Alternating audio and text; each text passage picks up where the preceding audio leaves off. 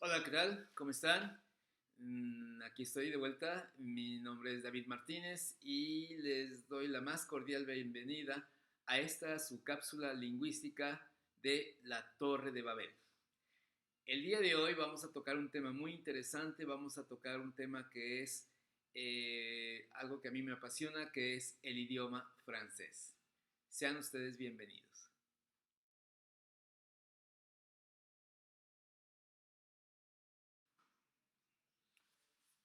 ¿Por qué el idioma francés?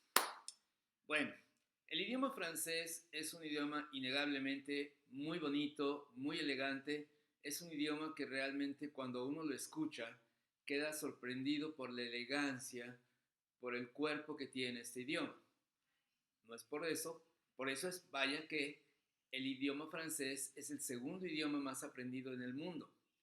Es el idioma de la moda, es el idioma de los perfumes, es el idioma de, por así decirlo, todo lo que es glamour. Sin embargo, al mismo tiempo, es un idioma particularmente difícil, complicado de aprender, debido a que paradójicamente lo que lo hace bonito y elegante es lo que lo hace también complicado. El día de hoy vamos a ver un poco de la historia del idioma, cómo se hizo, cuál es su situación actual y vamos a ver también el por qué un poquito es tan difícil este idioma, tan complicado y también algunas curiosidades muy divertidas del idioma. Espero sea de su agrado.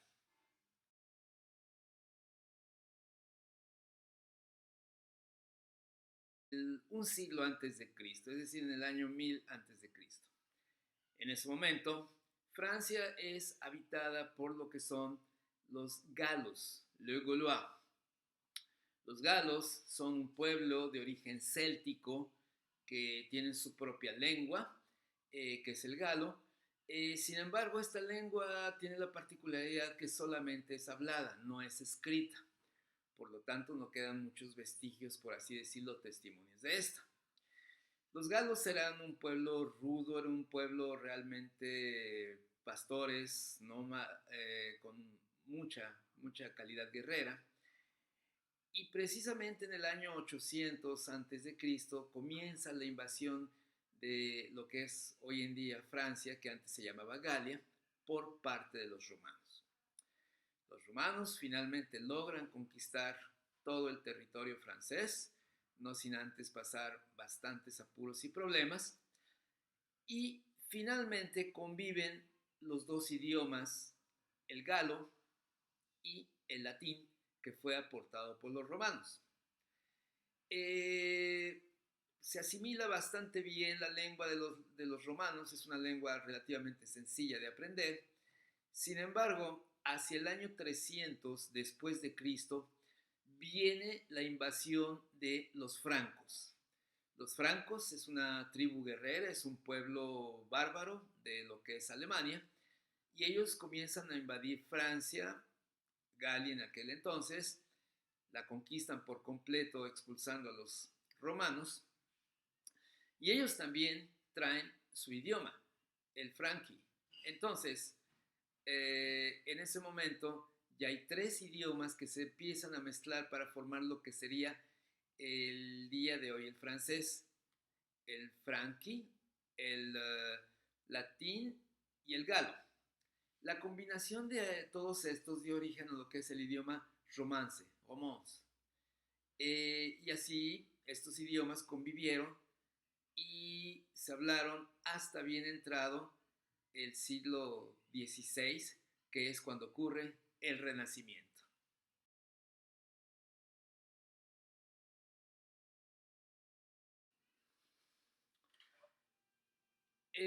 A partir del siglo I después de Cristo y hasta entrado ya el año de 1500, en Francia se habla lo que es el romance, pero sin embargo cada región, cada ciudad tiene su dialecto particular, tiene su manera especial de decir las cosas, etcétera. Y el romance va evolucionando poco a poco con los aportes de cada uno de diferentes dialectos o idiomas que se hablan en Francia y llega a constituir lo que se llama en 1500 aproximadamente lo que es el français. El français verdaderamente es lo que podríamos decir es el antecesor directo ya del francés.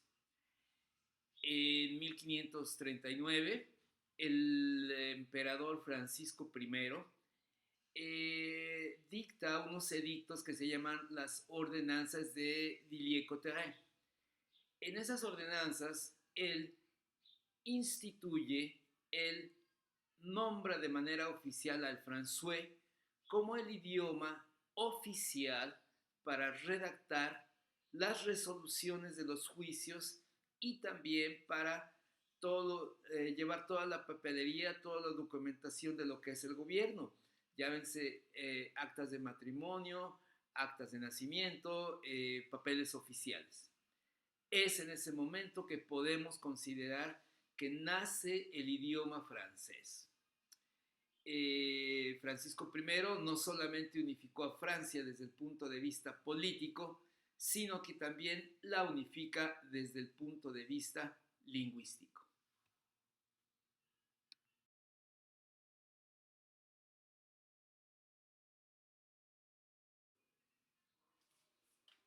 En el año de 1635, el cardenal Richelieu, primer ministro del rey Luis XIII, funda lo que es la Academia Francesa.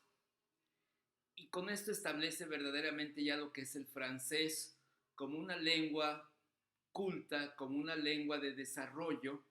De hecho, la Academia Francesa persiste hoy hasta nuestros días y continúa elaborando modificaciones, continúa elaborando aportaciones a lo que es la lengua francesa.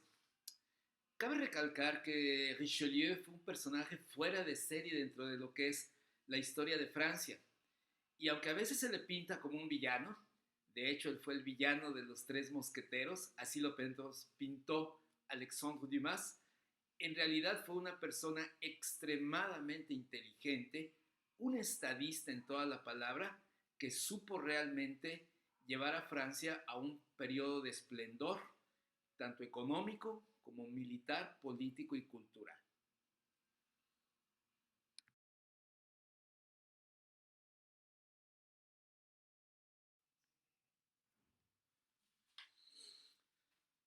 A raíz de la fundación de la Academia Francesa por parte del cardenal Richelieu, quien además sienta las bases para lo que fue un periodo de expansión económico, político, militar, intelectual y cultural de Francia, viene lo que llamamos verdaderamente una época de oro de las letras y el intelecto francés. A partir de ese momento vamos a ver el surgimiento de grandes pensadores, filósofos como Blaise Pascal, como René Descartes, y vamos a ver un gran número de escritores de la talla de Montesquieu, Diderot, Molière, Honoré de Pascal, Charles Baudelaire, Julio Verne, Víctor Hugo, en fin, realmente la literatura francesa vive un periodo de gloria que se va a extender hasta bien entrado el siglo XX todavía, con lo que es el existencialismo francés, cuyos expositores son, por ejemplo, Simone de Beauvoir, Jean-Paul Sartre y Albert Camus. En fin, es tal lo que es el brillo y lo que es la expansión de las letras y de la cultura francesa, que se dice que alguna vez en tiempos de Napoleón se acuñó la frase: donde no pasan las armas francesas, pasan y se quedan las letras francesas.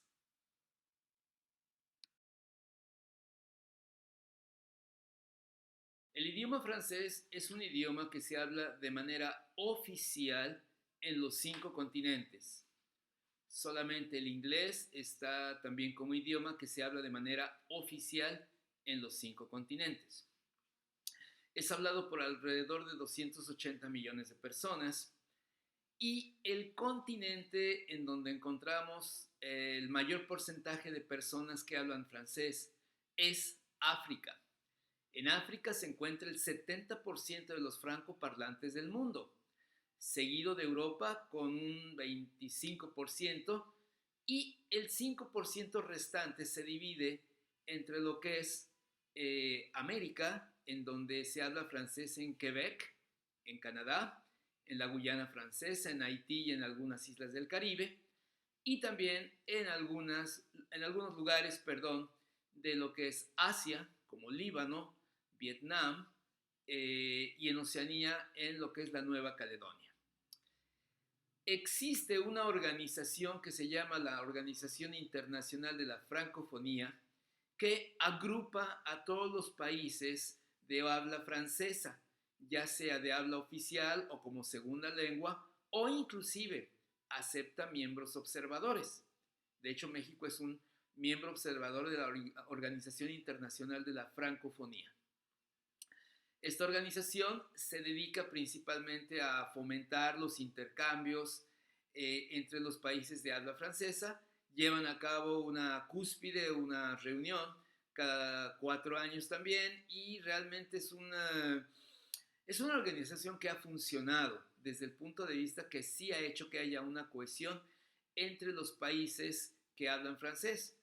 Esta nació primordialmente a raíz de que los países africanos, una vez que lograron su independencia alrededor de los años 60 del siglo pasado, sin embargo querían seguir teniendo relaciones, tener lazos culturales y de cooperación con lo que es Francia, la metrópolis, así la llamaban, y en eso se funda lo que es la Organización Internacional de la Francofonía.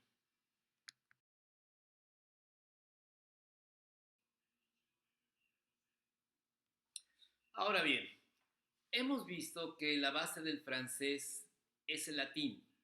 De hecho, el 80% de sus palabras y prácticamente toda su gramática está en base al latín. Entonces, siendo el español una lengua también originaria del latín, uno podría pensar que entonces es relativamente sencillo, una vez que se habla español, el aprender francés. En teoría lo es, pero en la práctica no. ¿Por qué? Porque en la práctica el idioma francés tiene algunas características, sobre todo a nivel de la pronunciación, que lo hacen un poquito complicado. Para empezar, hay lo que se llama vocales compuestas, es decir, cada vez que una vocal se une con otra, generan un nuevo sonido.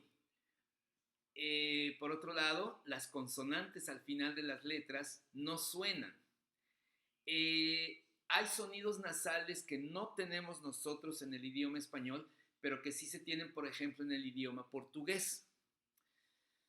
Y por otro lado, la base de la gramática está realmente muy cercana a la base de la gramática del latín. Y en ese aspecto el español evolucionó e hizo una gramática mucho más sencilla. Aparte también, para aquellos que les tienen en tirria los acentos, en el francés hay 5 acentos.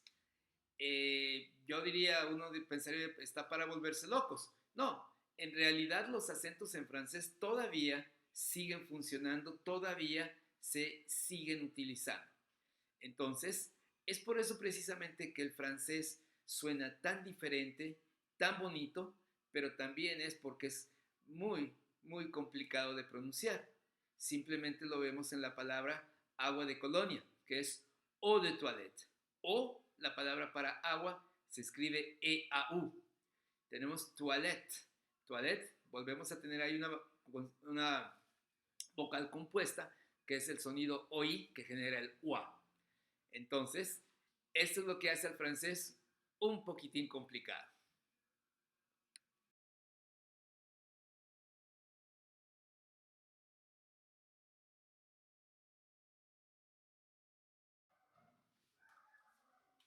Veamos ahora algunas expresiones curiosas y divertidas de lo que es el idioma francés. Una que es muy, por así decirlo, muy francesa porque realmente tiene que ver con la estética, es lo que se llama grain de beauté, que traducido literalmente querría decir un grano de belleza. Así le llaman los franceses a las verrugas, grain de beauté. O sea que, ante todo, son optimistas a la belleza.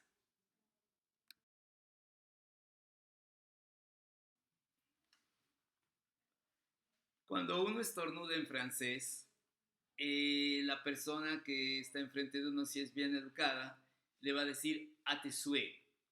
A tes souhaits quiere decir literalmente a tus deseos. O sea, normalmente uno desea estar bien, estar sano, ya dinero y trabajo vendrán después, pero lo primordial es estar sano. Uno desea estar sano. Y es por eso que cada vez que uno estornuda, los franceses dicen a tes souhaits, a tus deseos.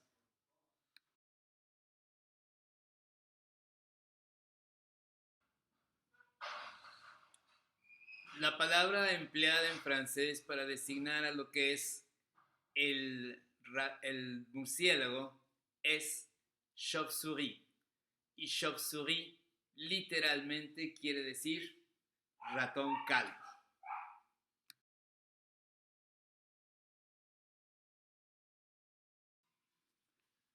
Por último, y esta es una de mis expresiones favoritas, a lo que es la madre política, o sea, la suegra, en francés se le dice muy elegantemente la belle-mère, o sea, la bella madre.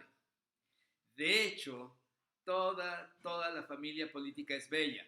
Beau-père, el bello padre. Belle-mère, la bella madre. Beau-frère, el cuñado, o sea, el hermano hermoso. Belle-sœur, la bella hermana. Muy optimistas los franceses, ¿verdad? Bueno, por mi parte es todo el día de hoy. Quiero de nueva cuenta agradecerles el que hayan visto esta sección, esta cápsula.